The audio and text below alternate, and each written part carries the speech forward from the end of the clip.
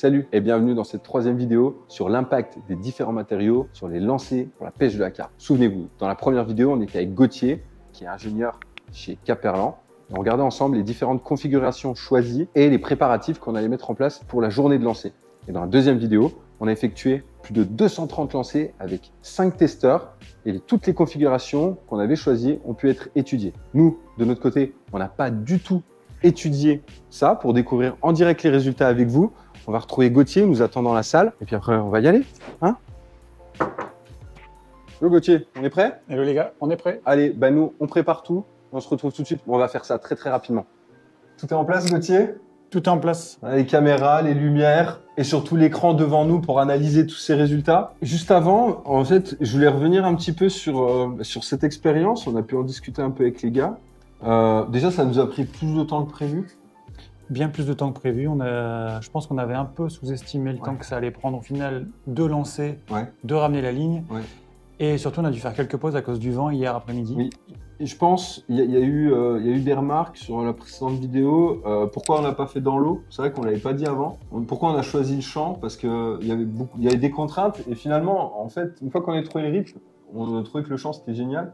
C'était génial et le gros avantage du champ, c'est surtout le fait qu'on peut se mettre exactement là où le plomb est tombé. Ouais, c'est ça. Alors que quand on est au bord d'un lac, il y a potentiellement un peu de bannière en plus qui peut sortir parce qu'au bord d'un lac, on va mesurer la bannière qui est sortie, la profondeur de l'eau qui peut aussi influer.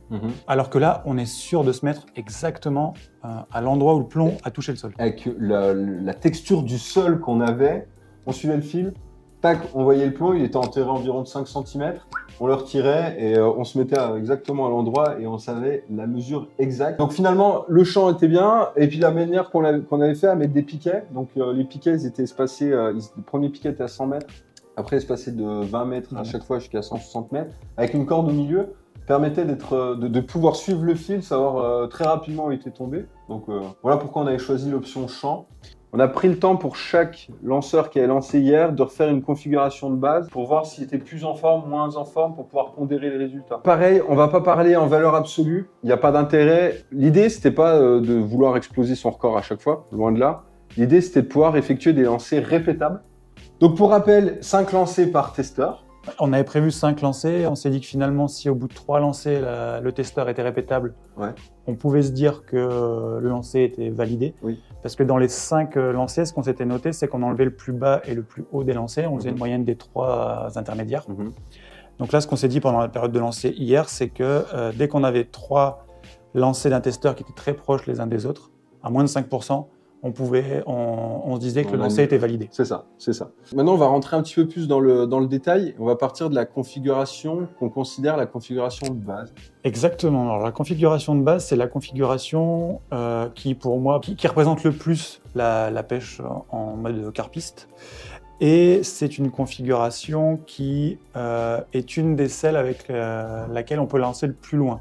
Donc, l'avantage de ça, c'est qu'on va pouvoir après en déduire des pourcentages soit principalement de baisse, potentiellement de hausse en fonction des résultats qu'on verra. Mais on va se servir de celle-ci comme de ligne repère pour avoir nos pourcentages en négatif ou en positif par rapport à cette variable. Alors tu peux nous la dire, cette variable?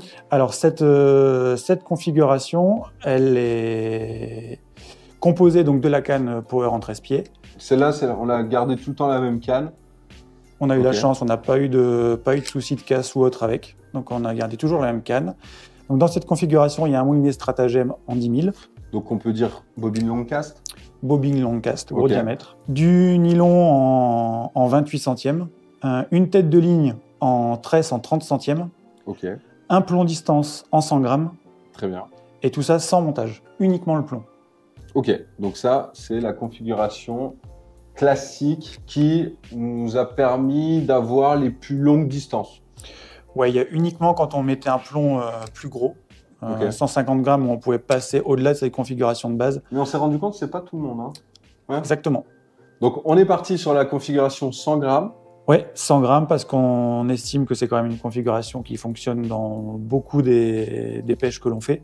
150 grammes, c'est quand même un grammage qu'on va chercher assez rarement. Oui, on est d'accord.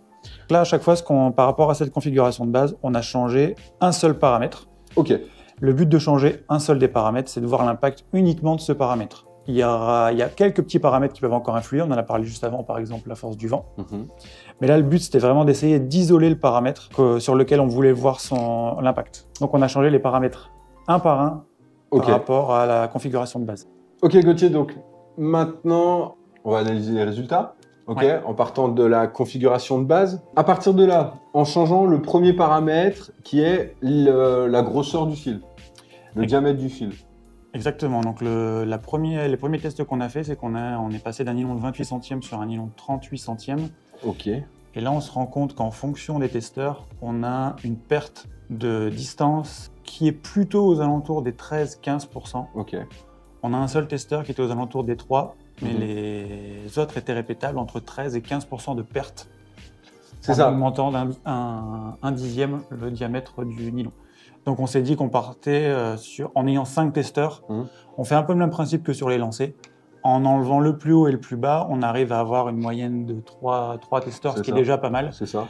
Et on fera la moyenne des pourcentages de ces 3 testeurs. C'est ça. Et là, dans ce qu'on voit, on a 13,3% de perte, 13,8% et 15%. Donc on peut déduire que c'est entre 13 et 15, ouais, c'est ça, 14. On peut en déduire que oui, c'est un peu plus de 14% de perte. Pour 10 centièmes d'écart de nylon.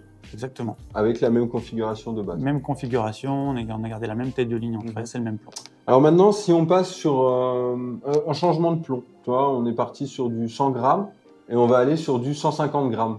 Ok, donc là on compare 2 configurations sur un même type de plomb distance en 100 grammes, en 150 grammes. On se rend compte qu'en fonction des testeurs, ici les résultats sont un peu différents. Il y a des testeurs qui font du très léger positif, un seul testeur principalement qui fait un peu plus de 3%, un peu moins de 3% de gain. Les autres testeurs font du négatif, entre 1 et 2%, et on a un testeur qui est ISO. Tu rajoutes 50 grammes, et malgré tout 50 grammes, c'est pas rien du tout. Et du coup, tu vas plus épuiser d'énergie. Ce qui a été vraiment bizarre, c'est qu'on en a un qui nous a dit « Waouh, là je me suis senti mieux, j'ai mieux lancé ». Alors qu'en réalité, il est à moins 1,2%. Il pensait qu'il avait lancé plus loin, mais ce n'était pas le cas. Il y en a d'autres qui nous ont dit non, sur l'organisme, ça tire. Et au final, ils sont à peine inférieurs.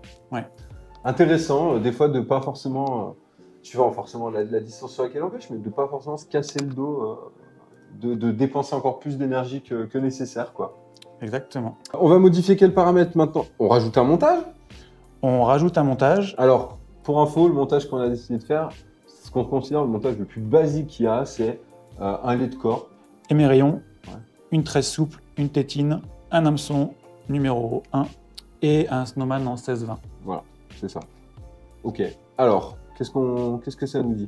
Donc, un distance 100 grammes sur lequel on vient rajouter le montage.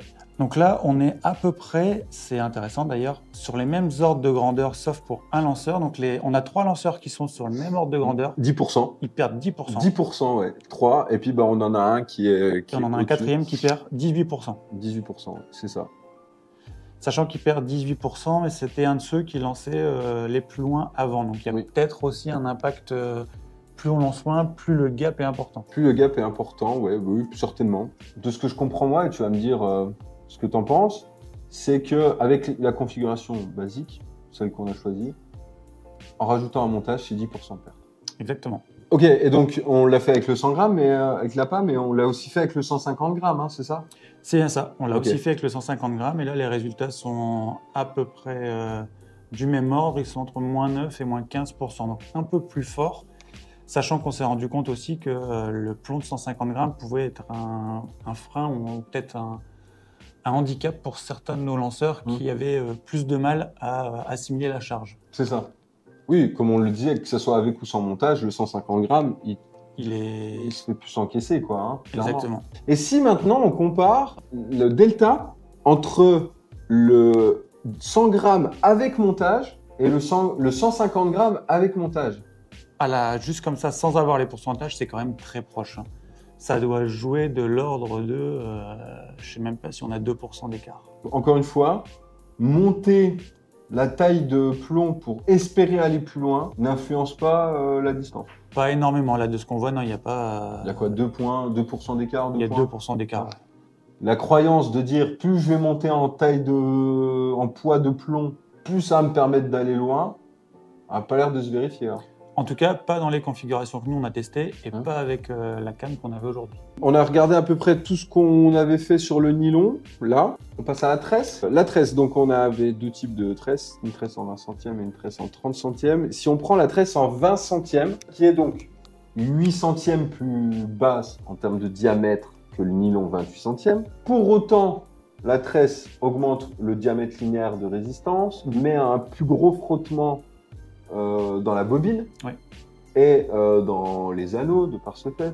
Et surtout, son plus gros impact, c'est que les spires restent accrochées les unes aux autres dans le moulinet. Sachant que là, on n'avait pas possibilité de mouiller le fil, comme on aurait pu le faire au bord de l'eau. On l'a juste humidifié pour éviter les perruques, mais on l'a fait une fois avant les lancer. Avant les lancer, c'est ça, pour éviter les perruques. Tresse en 20 centièmes, avec une tête de ligne en tresse en 30 centièmes, parce qu'une 20 centièmes lancée, ça casse. Ça casse. Ok. Avec un plomb de 100 grammes et toujours sans montage, on arrive sur des variations de entre 4 et 6%, quoi. Exactement, entre 4,5 et 6,3 pour être précis, qui est au final assez faible. Pour 8 centièmes de gain en termes de diamètre, on n'a que 4% d'écart. Ok. Donc ça s'explique par tout ce qu'on a dit, hein, un plus gros frottement, un plus gros serrage, et donc il faudrait peut-être descendre sur une tresse en 16 pour arriver aux mêmes performances, quoi. C'est ça. Ok. On a aussi testé la configuration de tresse en 30 centièmes sur le lancer. C'est ça. Donc là, les résultats par contre sont vraiment différents et il y a vraiment de gros écarts avec le nylon en 28. Donc on est sur des ratios entre moins 17 et moins 40% de distance au lancer, donc de perte au lancer. Si on enlève la plus haute et la plus basse des valeurs, on est entre moins 20 et moins 34% de perte. Oui, donc on constate qu'on utilise une tresse 8 centièmes inférieure au nylon. On a des performances encore à peine en dessous. On utilise une tresse 2 centièmes supérieure au nylon. Là, c'est des grosses pertes de performance. D'après notre étude, à valeur égale en distance de lancer, il y a 10 centièmes d'écart entre la tresse et le nylon. Et d'ailleurs, on peut se dire également, donc la première donnée qu'on vient d'analyser là, c'est qu'à valeur égale, comme on disait sur le nylon, mais que également les plombs, entre 100 et 150 grammes, il y a zéro différence. Pas de différence. Il y a zéro différence. Une autre donnée qu'on a testée, alors que sur une seule configuration, c'est la bobine à moitié vide. On a pris un nylon, le nylon 28 centièmes, on a pris le même nylon, d'ailleurs il faut savoir que entre le nylon 28 centièmes et le 38 centièmes, c'est le même modèle. C'est le même modèle. Idem pour la tresse. On a pris le nylon bobine vide, 28 centièmes. Alors quand on dit bobine vide, ça me remplit à moitié. Hein, même pas à moitié, on a mis uniquement ce qui nous permettait de faire les lancers. Il devait y avoir entre 200 et 250 mètres de nylon de 28 centièmes. Qu'est-ce qu'on constate? Alors on constate pour tous les testeurs, en comparant toujours avec le lancer de base, une perte. Entre 15 et 20 15-20% sur une bobine, on peut l'appeler vide. C'est pas une bobine sur laquelle il manque uniquement quelques mètres de tresse ou de nylon comme ça peut nous arriver. C'est vraiment une bobine qui était vide. Là, on a vraiment exagéré. Ouais, on a vraiment exagéré la chose. Et c'était le but d'exagérer pour voir l'impact. On peut se dire peut-être que une fois, si par mégarde on perd 80 mètres de fil, on n'est pas obligé de changer sa bobine. Ça pêche encore largement correctement, c'est ça? Exactement, et pour être franc avec vous, c'est quelque chose que je faisais moi avant. Systématiquement, si je perdais du fil, je rebobinais le fil sur une autre bobine, je remettais du backing derrière, donc de l'ancien fil, un autre fil pour que les 80 mètres soient vraiment compensés et que j'arrive à avoir une bobine parfaitement droite. On avait essayé aussi une configuration avec une tête de ligne conique, en nylon, conique, qu'on appelle queue de rat, hein, clairement. Communément queue de rat, oui. Qui partait de 28 centièmes à 57. 25 centièmes à 57. 25 centièmes à 57. Et qui correspondait donc avec notre nylon, qu'on avait fait en nylon, avec notre nylon 28 centièmes. Si on compare avec, donc, là, le seul paramètre qui changeait, c'était la tête de ligne. Hein. Entre une tête de ligne en 13, 30 centièmes droite, hein, et une tête de ligne queue de rat de 25 à 57 centièmes, qu'est-ce qu'on constate, Gauthier ? Donc là, on constate des écarts qui sont quand même très proches les uns des autres. entre 4% et 10%. Et ce qui est marrant, c'est qu'on a vraiment des paquets de lanceurs qui ont eu des pertes très proches les unes des autres. On voit qu'il y a 2 lanceurs qui sont à peu près à 4% de pertes, un qui est à 8 et les 2 derniers qui sont à 10. Donc c'est vraiment intéressant de voir que uniquement l'élasticité de la tête de ligne, plus le fait que le diamètre de la tête de ligne soit plus gros, donc plus compliqué à faire passer dans les anneaux, on se rend compte qu'il y a déjà entre 4 et 10%. Et 10% de perte, c'est ça. Donc là, on a déjà vu pas mal de configurations. Il nous en reste 2 exactement, à savoir un plomb Grippa. Ah, ça, très très intéressant ça. Parce que alors, combien de fois on dit, si on veut aller loin, il faut un plomb missile Aérodynamique. Exactement. Et là, on a volontairement pris un plomb Grippa. Alors, on a fait un peu, pas les sauvages, mais on est allé un peu fort, on a pris un plomb Grippa en 150 grammes. Et donc, Grippa en 150 grammes qu'on pouvait comparer avec le plomb distance en 150 grammes. On a à peu près entre 5% de perte et 17% de perte entre le plomb distance 150 grammes et le plomb Grippa 150 grammes. Ok, donc malgré tout, ça a quand même une incidence. Ça a eu une incidence qui est ce qu'elle est, parce qu'elle est quand même importante quand on a besoin de gratter les quelques mètres pour aller plus loin. Ouais. Mais par contre, elle n'est pas non plus significative. Pour un pêcheur qui pêche dans des distances, on va dire, classiques, il n'y a peut-être pas forcément besoin d'utiliser toujours un plomb aérodynamique. La chose qui m'a le plus interloqué, c'est on a pris la même gamme de moulinets que vous avez, le Stratagem 10 000, donc qui est un long cast, et le Stratagem 4500, qu'on a eu en test chez Chien Test, que j'ai pas du tout, moi, utilisé pour pêcher à longue distance. Donc là, on a comparé le Stratagem 10 000 et le Stratagem 4500 donc par rapport à la configuration de base. Donc dans la configuration de base, on a déjà le Stratagem 10 000. Donc là, on est venu garder exactement les mêmes paramètres que la configuration de base, sauf qu'on est venu modifier le moulinet, la taille du moulinet. On a 2 testeurs qui sont entre 4 et 6% de perte, donc ce qui est quand même peu. Un testeur qui est à 9% de perte, et on a également un testeur qui est à 6% de gain. Oui, parce que c'est incroyable quand même, parce que c'est quoi l'écart de points entre le Stratagem 10 000 et le Stratagem 4500? De mémoire, il y a un peu plus de 200 grammes, 230 quelque chose comme 230 ça. 230 grammes d'écart, c'est ça? Ça se ressent quand même sur une canne, enfin sur un lancer quoi. Sur un lancer, notamment quand on doit arrêter la canne, parce que le moulinet est en mouvement, donc là il faut vraiment l'arrêter, arrêter l'inertie qu'il a emmagasinée pendant le mouvement. Et oui, 200 grammes, ça se ressent énormément. Quand on regarde le profil des testeurs, celui qui a un gain, c'est Florent, qui n'a pas l'habitude justement de ces grosses configurations, 13 pieds, gros moulinet, etc. Et donc il s'est senti probablement beaucoup plus à l'aise avec le 4500. Et là, il a pété ses performances, quoi. Exactement. Je crois que c'est ça, une de ses plus grosses... c'est sa plus grosse perf. C'est sa plus grosse perf, c'est ça. Et d'autres profils où on est qu'à 3,8, 6,5% de perte. Alors que pour le coup, c'est des très bons lanceurs et qui ont toujours été habitués à des gros moulinets. Quoi. Ouais. Comment ça se fait qu'on a d'un côté des moulinets très longues bobines, où on pense que le fil peut sortir très rapidement et donc du coup partir plus loin, et d'un côté un moulinet beaucoup plus compact, avec une bobine beaucoup plus petite de ce fait, et pourquoi il n'y a pas de différence de lancer? Pour moi, il y a 2 choses. La première, on en a parlé juste avant, c'est le fait que le testeur arrive plus facilement à arrêter la canne, donc à donner cet effet catapulte qui permet à la canne de rendre vraiment son énergie. Les 200 grammes de gain sur le poids du moulinet, c'est vraiment conséquent. C'est énorme. C'est du 30% de gain. Plus la bobine est grosse, plus le fil pour sortir doit faire une grande boucle pour sortir de la bobine. Okay. Donc plus il a de distance à faire pour arriver jusqu'au premier anneau, qui en plus sur cette canne, il y a un anneau de 50. Okay. Donc on part d'un très gros diamètre de mémoire, le Stratagem, je crois qu'il est à 70 mm de diamètre de bobine, 50 sur l'anneau. Donc le fil fait une boucle énorme, des fois vient toucher le blanc, fait une boucle énorme avant de passer dans le premier anneau.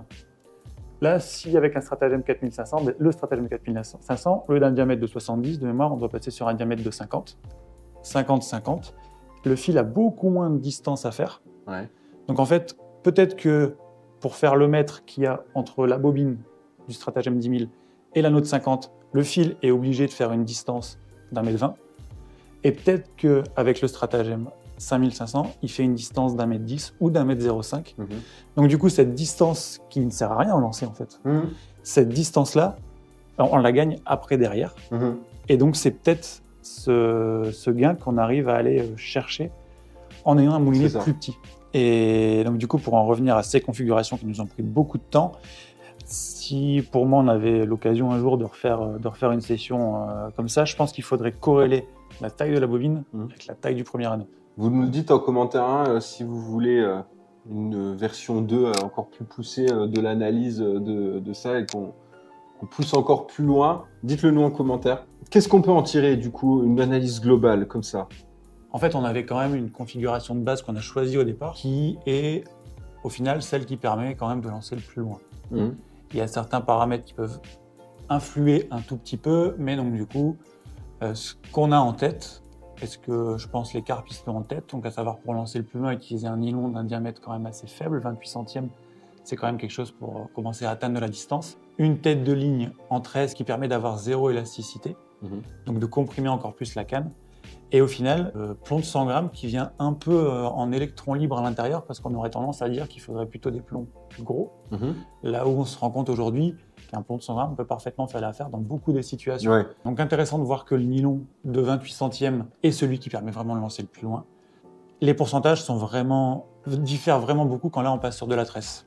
Et forcément, là, la plupart des lancers ont été faits sans montage, mais avec un montage, voilà, c'est à peu près 10-15% de perte, ce qui est normal. Exactement, sachant que là, ce qu'on va pouvoir faire nous derrière, du coup, c'est avoir un tableau avec de multiples entrées, mais essayer d'aller chercher uniquement les paramètres qui nous intéressent. Vous retrouvez l'intégralité du dossier sur fishandtest.com. On va tout compiler, on va vous résumer tout ce qu'on a fait sur ces 3 derniers jours.